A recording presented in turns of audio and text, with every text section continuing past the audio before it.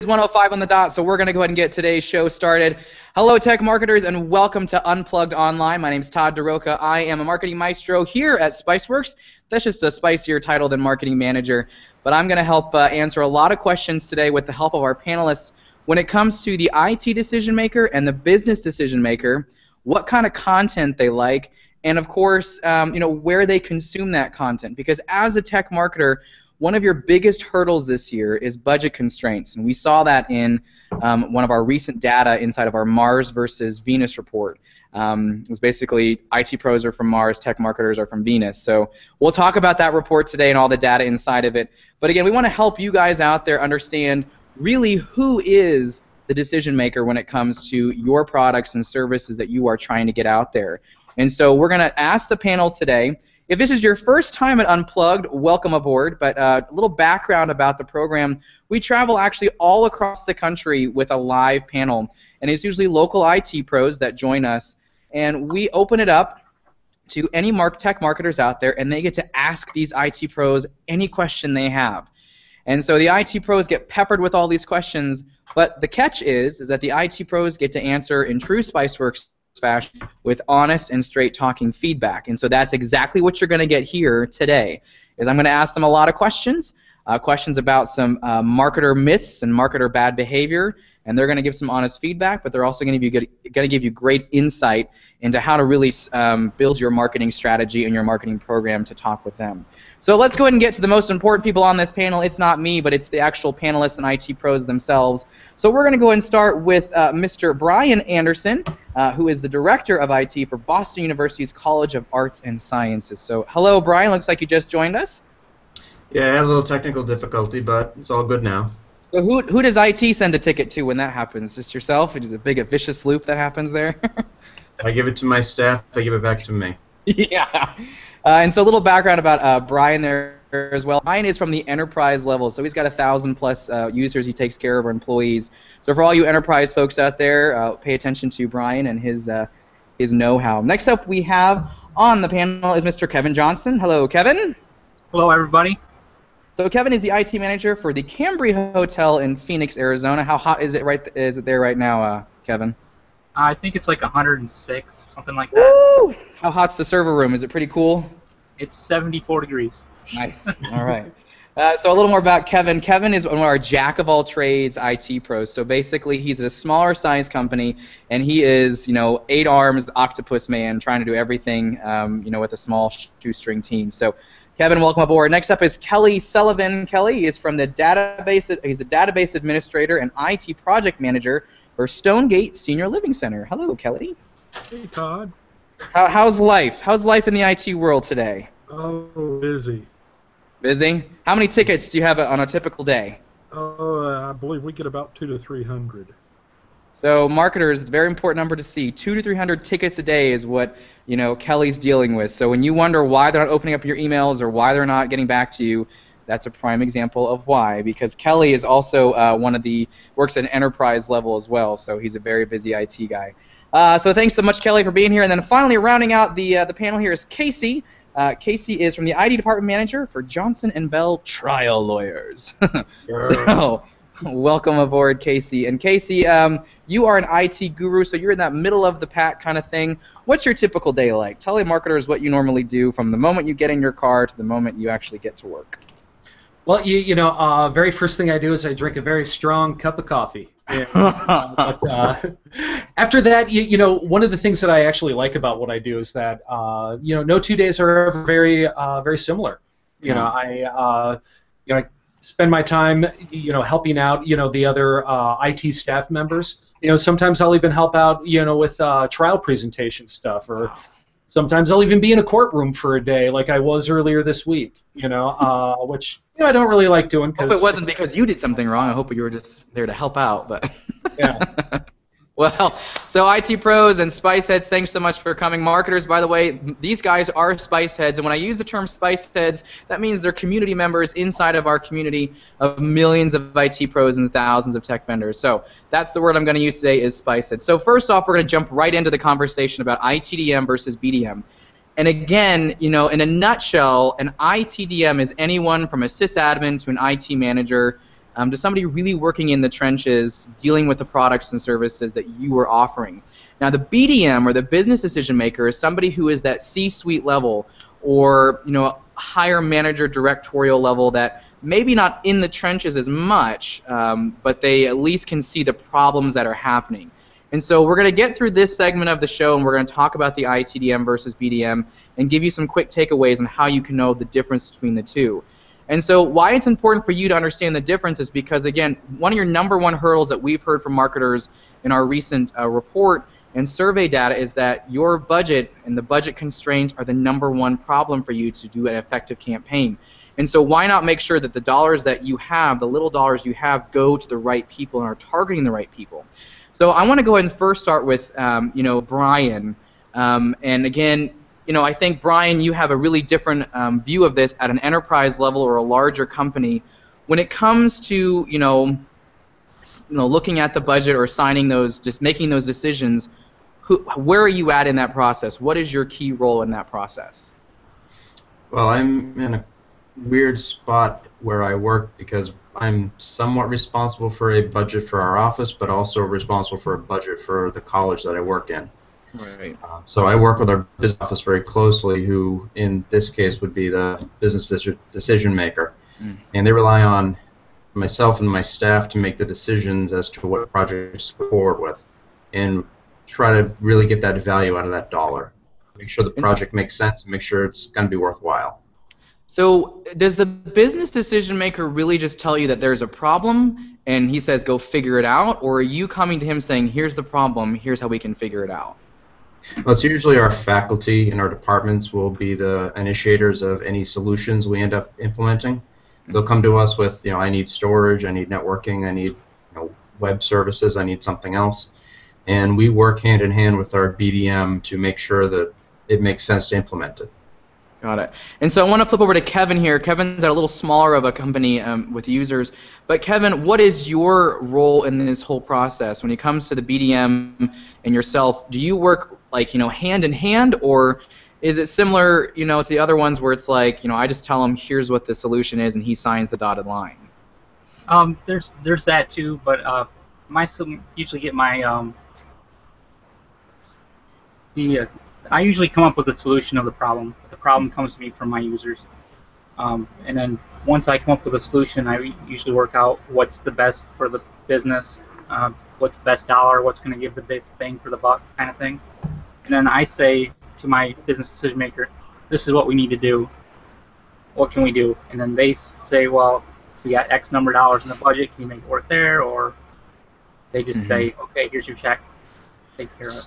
So does the business decision maker ever do any research on behalf of the company, like as far as a new product or a service, or is that truly you who does most of that research and you just say, here's what we need? They rely on me to do most of the research because we are such a streamlined, we manage the hotel, so we're such a streamlined employee base that they don't have time to go through the marketing and figure out what we need to do. They generally rely on me to make that decision. Okay. So Kelly, I want to switch to you now here from, again, the enterprise level IT pro. What's your role in this whole thing when it comes to products and services? Well, I do a lot of the purchasing for Stonegate. And typically I'll do a lot of the research to see what we can use to solve the problem. And I'll present that to my boss along with a return on investment. That way we can see how much money it's going to save us over the long run. Does your BDM give you the budget amount, or is he saying, don't worry about the budget, just tell me what we need? Not always. There are times that I do get a budget, there's times that I don't. And do you get a budget based on the projects that you're going to have to do, or is it based on just overall you had $1 million to spend last year? That's not the actual number, tech marketers. I'm just throwing it out there. But $1 million last year, you get $1 million this year, or is it, how does that work? It depends on the project that we're doing. If it's a small project, I'll probably be told, hey, you've got a couple of grand to figure this out. Casey, sorry, Kelly, I want to go to Casey real fast. Casey, in this decision-making process, when do you and your business decision maker actually start talking? When you're talking about budget, because first off, when does your budget planning start, and how close are you and your BDM working together to make that budget? We start talking after I can come up with 3 possible solutions. I always try to, follow that standard of, I need, this piece of technology either upgraded or implemented, and I'll go out and I'll do the research myself and find 3 different solutions. Then I'll get together with that BDM and we'll talk about, what it is that, is best going to fit, our scenario. I'm kind of blessed and cursed in the respect that I don't necessarily have a budget. So anytime like we have a new initiative to do, I really have to do my research and I really kind of have to be on the ball in what I recommend, because when we do spend that money, it's kind of on me to make sure that we're spending it well. And so, Casey, correct me if I'm wrong, it sounds like that your business decision maker doesn't even come into the process until the very, very end, once you have done the research, once you have done the comparisons, once you've done the budget outline of how much it's going to cost, and once you've fully vetted the vendors. Is that right, that he doesn't even come until the very end? That's exactly right. Yeah.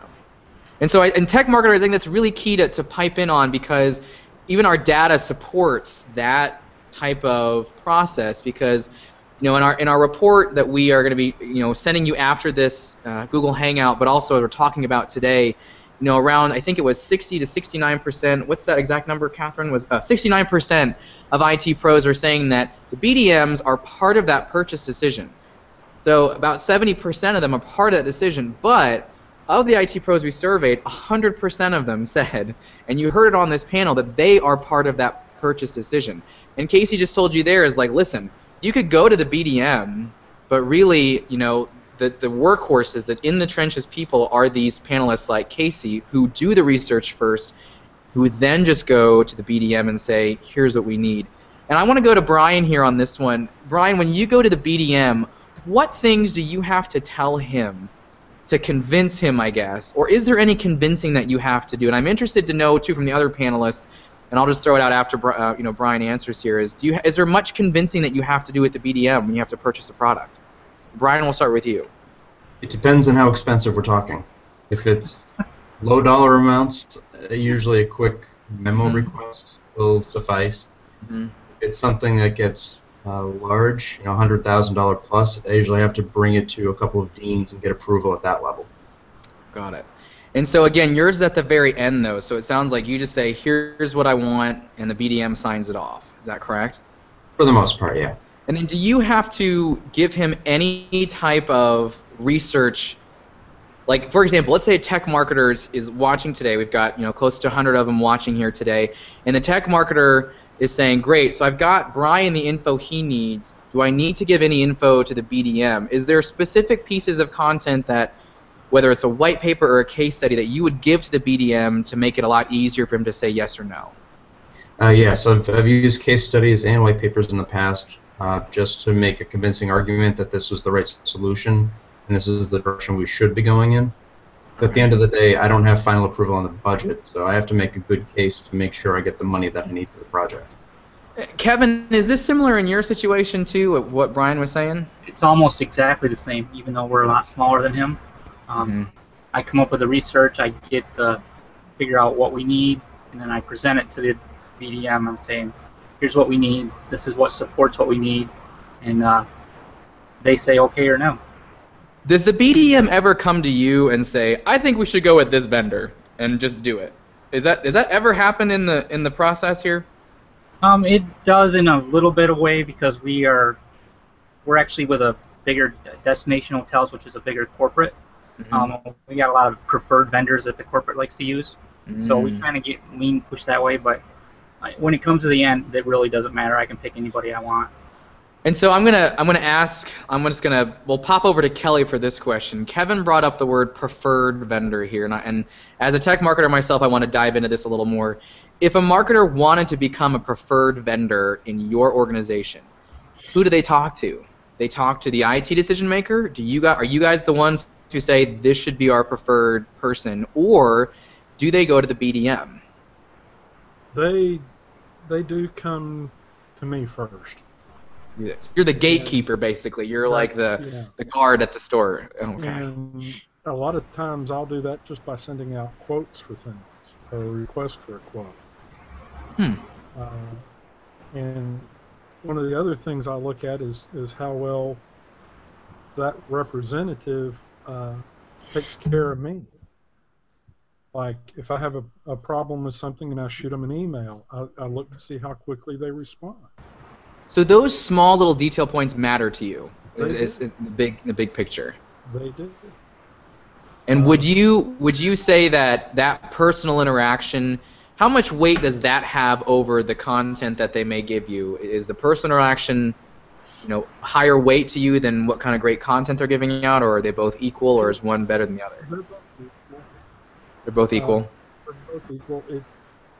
I have had some reps in the past that just didn't really care. And they'd wait 2 to 3 weeks to get back to me on anything. And typically when I'm researching something and I ask a question, the quicker I get the answer, the quicker we make a decision. Right. And so, and Casey, I want to wrap up with you here a little bit on the ITDM versus the BDM. So again, in your opinion, what should a marketer do? Because it sounds like, again, you still do have 70% of the BDMs as part of the process. But from what we see, from just hearing you guys a little bit more, it sounds like you're the gatekeeper. So what are like the top 2 best things that a marketer can do when it comes to deciding if they need to go to the IT decision maker or the business decision maker? I'd say start with the IT decision maker. We're the ones who are going to be able to, kind of wade through all the marketing materials and figure out what those features are that are best going to suit our purposes, and the best way to kind of sell it to that business decision maker. So you may be able to speak the lingo of that C-suite person a little easier than the marketer can. Absolutely. Whenever a new initiative comes up, let's say it's a document management system, which we actually just replaced a couple of years ago. There were certain key features that our end users were used to having. And those are the things that our business decision maker was concentrating on. Well, granted, the things that we researched, you had many features, the ones that we required, and many, many more. So we were able to, go to them and say, okay, well, this is going to do, the basics of what you wanted to do. But, this one over here is also going to do all of these other things. So that, gives us the ability to, like I said, take that sales pitch that's coming into us and move it along to that business decision maker, so that, we can all come up with a solution that we're all happy with. And Casey, can you, and I don't know, and I don't want you to answer just for your company, but when you look at the industry, the tech industry as a whole, are the business decision makers those who do have a lot of tech background and may be able to get all the ins and outs of technology, or are those BDMs a little more removed from technology as it is today, and they do rely on people who are in the trenches like yourself? You're kind of asking. Am I pushing you like a slump where you're like, no, Tom, don't do that? I think I'm going against an IT code somewhere. I think across the board, most business decision makers, they rely on their IT staff for those recommendations, and they rely on their IT staff to have their eye on those things that they may not necessarily have an eye on. The business decision makers, in my experience, typically aren't incredibly tech savvy, and that's fine because they're not there to be tech savvy. We are. Right. That's a fair point. Okay, so marketers, big thing from there is, again, you've got your IT decision maker, your BDMs there, and it sounds like, again, we heard from Kelly and Casey wrapped up really well. These 4 panelists represent the gatekeepers before that BDM, and really, more importantly, they're the real true decision makers when it comes to what gets in front of those BDMs. And so you may spend some money and get the BDM, but at the end of the day, if the number one hurdle for you is those budget constraints, it's better to spend your money on getting to these guys with great content and through the right tactics. And that's where I want to kind of shift the conversation now is let's talk about tactics and how marketers can get in front of you IT decision makers? Because Kelly, you were saying you have 200 to 300 tickets a day, so obviously you're a really busy guy, and you're enterprise level, and you've got some smaller guys there too who are still plenty of tickets in there. But Kelly, let's start with you. Where do you go to get your content? Where should a marketer, really say, I'm going to go to these, whether it's a blog forum or a social network or a article advertising page? Where do you go to get this content for products and services? Well, part of where I start looking is on the Spiceworks forums. I didn't pay him to say that, folks. He said it on a so. So you start there, is that right, Kelly? You start there. Yeah, it's a great place for me to see where my other peers have been doing research on items for that particular product. Mm-hmm. I've seen a lot of reviews on the different products out there, and it does help. Got it.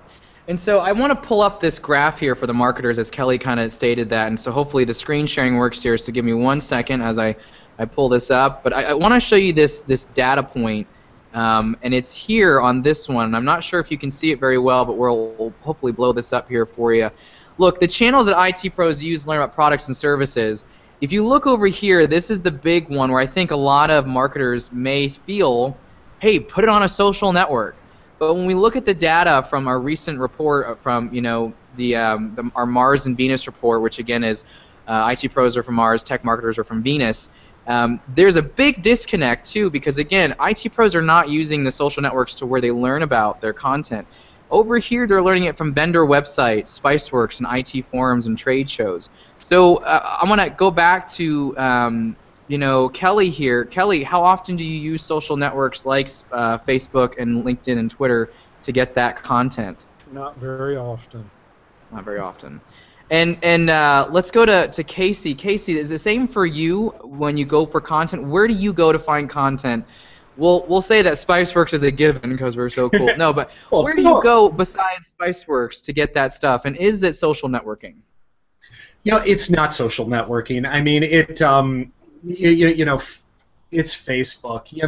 I mean, there's everybody can get on there. Yeah, and, so let's dig into that. When you said it's Facebook, what does that mean? Why you have a groan there a little bit? What does that mean?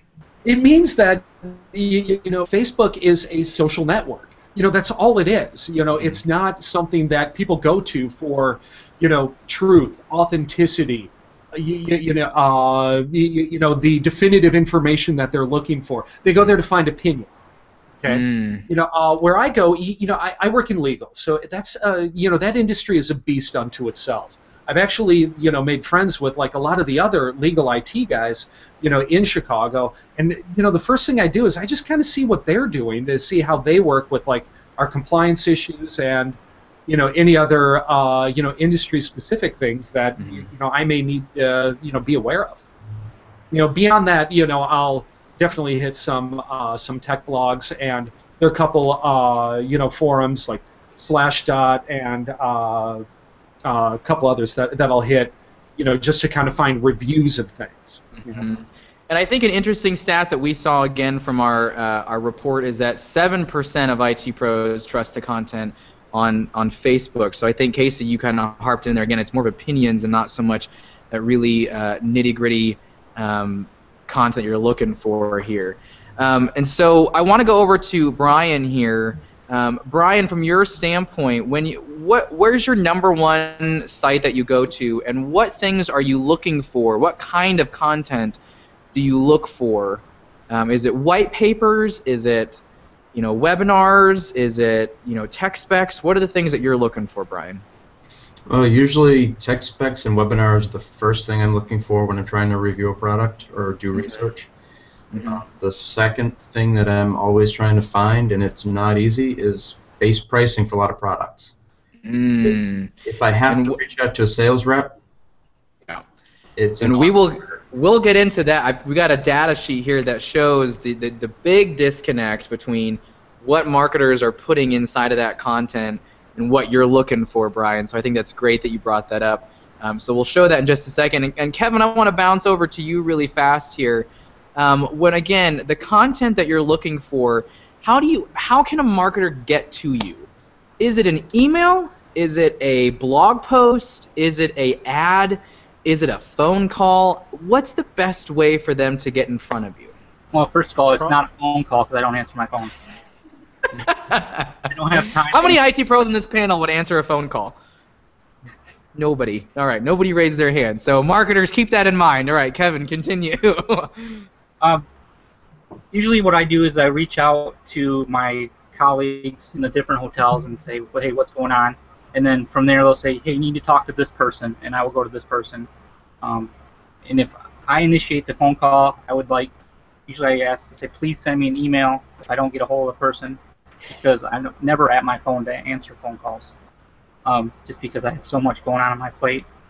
If you see me keep looking over, it's because I'm looking over at my ticket system to see what's going on. So best way to reach me is via email. If you want to send something direct to me, then you would have to find my email first, which is as easy as either. But pretty much, I said email is my #1 thing. If I'm looking, I'll start with, I'll go through Spiceworks, but also go through Google, say, this is my issue, this is what I need to find, and we'll go from there.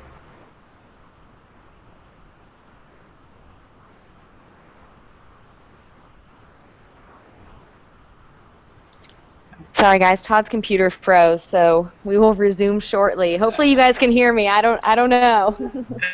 I saw Kevin smile, so I think that you guys can hear me. So we're working on that. Sorry about that. I just hope you heard my spiel I just did. I heard it. It was great.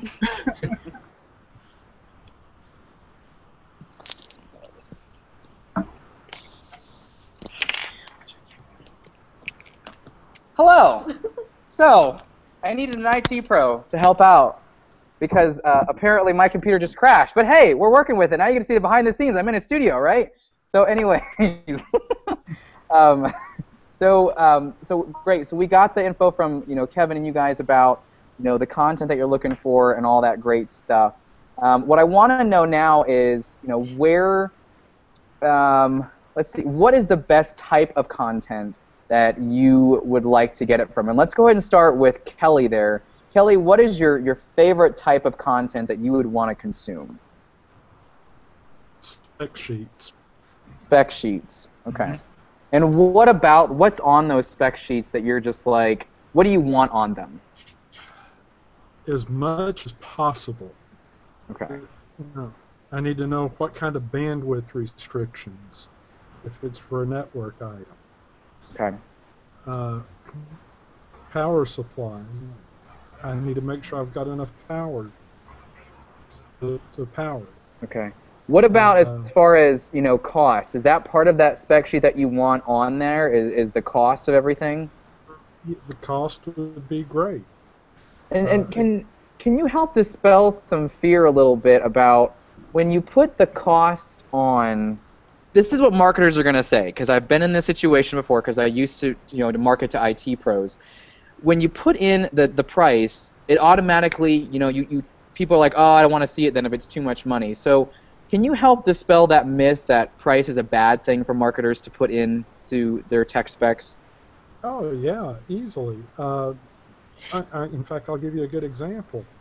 We're currently looking for a video conferencing platform.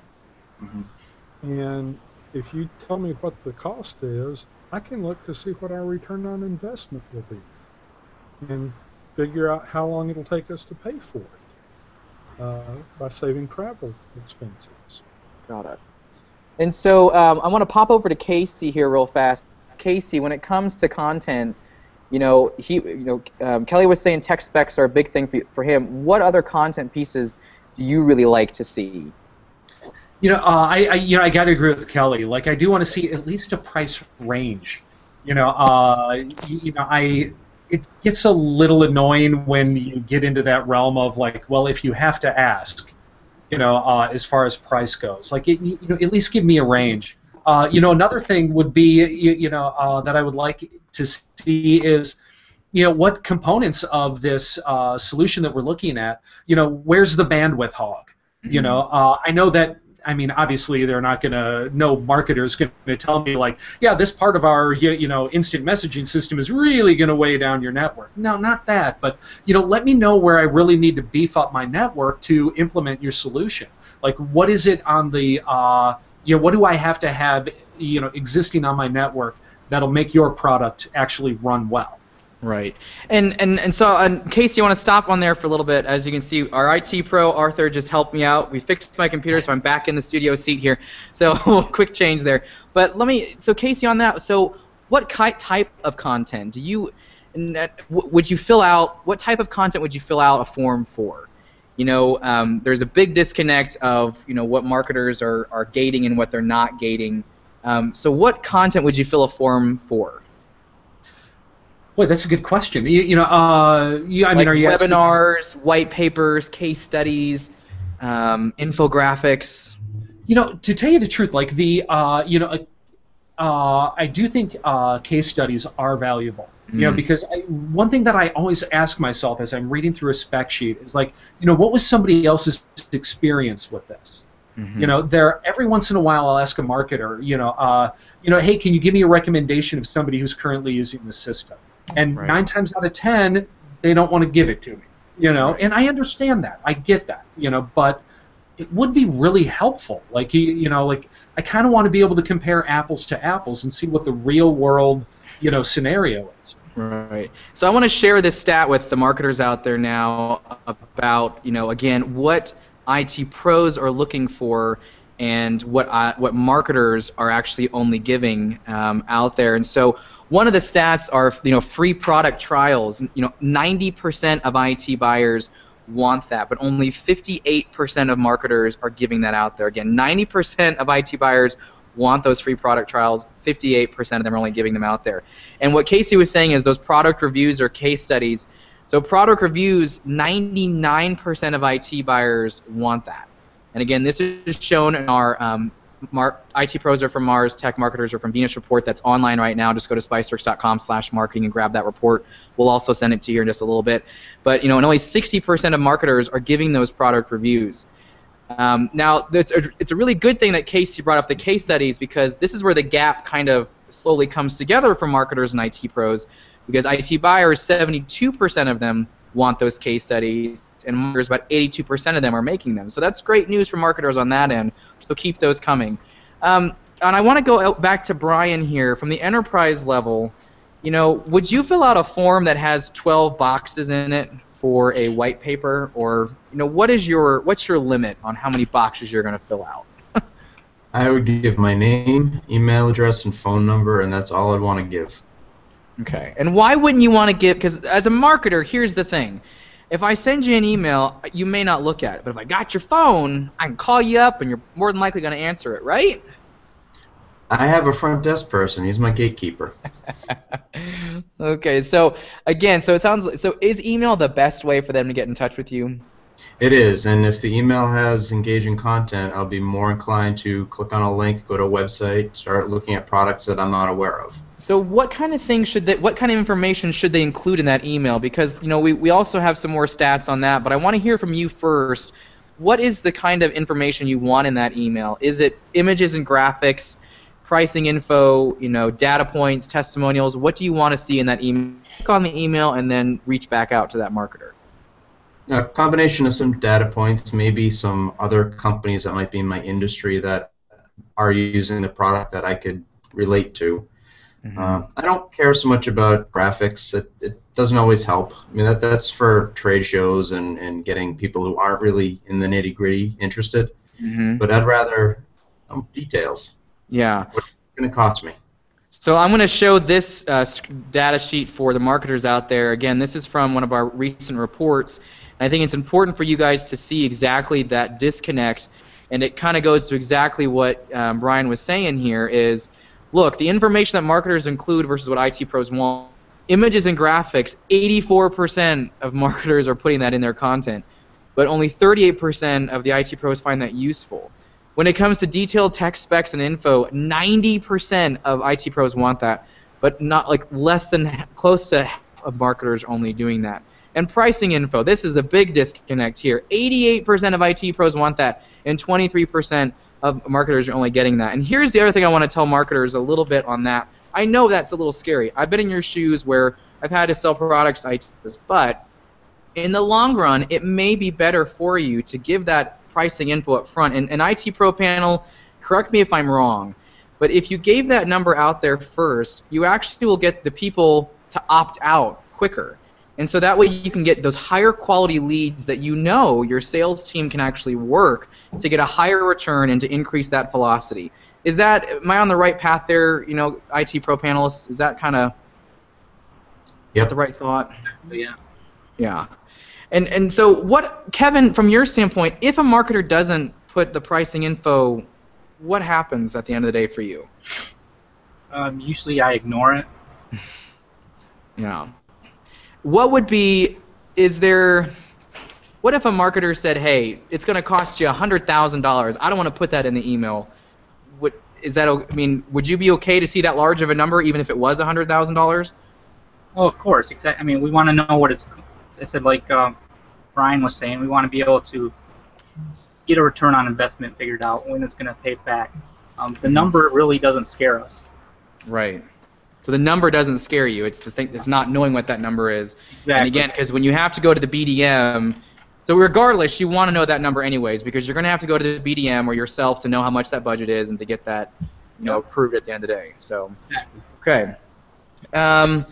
And then, again, what do you guys think of, let's go with Kelly on this one. Kelly, when it comes to webinars, is that a good way to get, content to you, or is that too much of a time investment?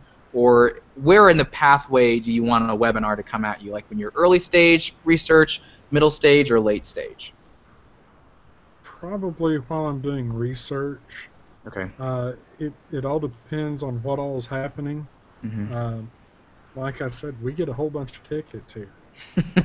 And on top of that, I've got about 5 major projects that I'm working right now.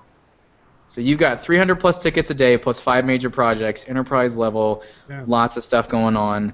What would make you attend a webinar if it was a live webinar, or would you do an on-demand webinar? I would more than likely do an on-demand. Would you? And would you watch the whole thing, or would you want it in chunks? Like a 5-minute chunk here, a 10-minute chunk here, a 5-minute chunk here? I'd probably watch the whole thing. You watch the whole thing. And in that webinar, would you want to see a demo, or what would you want to see in that webinar? I would like to see a demo. I'd even like to see a comparison between a competitive product. Got it. Okay. Well, guys, we've had a lot of information today. We're wrapping up. So much good stuff, and I want to kind of just quickly recap some big myths that we've kind of debunked with the short time we've had here today. The BDM, the number one myth is the BDM is the ultimate person. He or she is not the ultimate person. 69% of IT pros say the BDMs are part of that purchase decision, but 100% of them are part of IT pros are part of that decision. You heard from all of our panelists today, and I didn't prompt them for this, but they said that they are all part of that decision-making process, and more than not, they're the ones that you want to talk to because they're the gatekeepers. They're the ones who literally just go to the BDM and say, here's what we need, what do you think, go for it. Now, that's not to say that you shouldn't be making some content, but again, if budget's your number one constraint right now as a marketer, focus your content on that IT decision maker and know that they're looking for that great content. We saw the kind of disconnects of what marketers are putting in that content versus what IT pros are wanting. So make sure you pay attention to what your audience actually wants. The second myth is that the BDM is in the trenches. We didn't see that today from the panelists' discussion. A lot of those BDMs may be looking at the bigger problems or the bigger pictures, but the real workhorse is in the trenches, making those calls, looking at products and services, doing the research. The ones that your money is better spent on marketing to or targeting to are the IT decision makers. And so again, the BDMs care about a couple of things here. The outlines, the business objectives, they may set the timelines, and they may look at the final selections that the IT decision maker tells them to look at.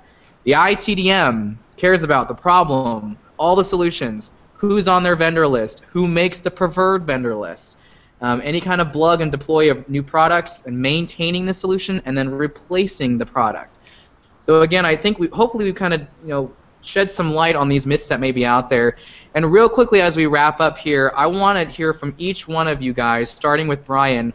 What's the one tip that you would tell a marketer if they left here today? What's the one key takeaway that you want them to understand? Brian, we'll start with you. I want a price range. I want to know what I want. I want to know if the product's even going to be in my ballpark. It's not worth my time. It's not worth their time. Okay. Casey, one thing marketers should remember about you as the IT pro who's more of a kind of jack-of-all-trades, mid-level guy. I'm gonna have to agree. You know, show me the price. Like, admittedly, it's probably the one thing that's going to eliminate you from the race, but also the one thing that's going to keep me interested. There you go. All right, Kelly, what do you got, buddy? As the enterprise level as well, what's the big thing the marketers should remember about you? I'm gonna agree with everyone else. Show me the price.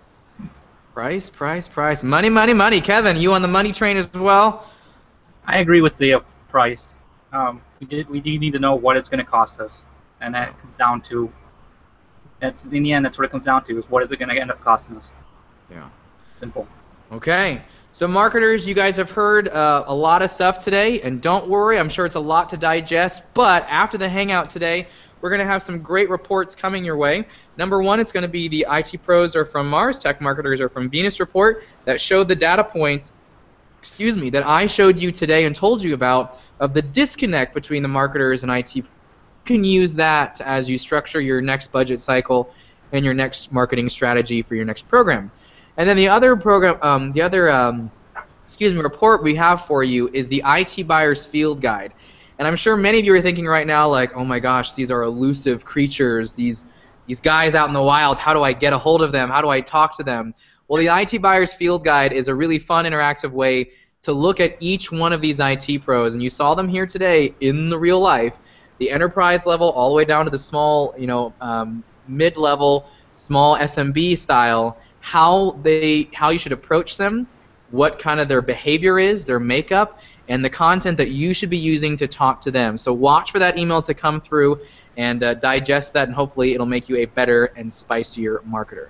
So from all of us here at Spiceworks, guys, thanks so much for joining us to our IT Pro panel. We love you, Spice Heads, and hopefully we'll see you here soon. But as for right now, that's all we've got for you, and have a great day, marketers. We'll see ya.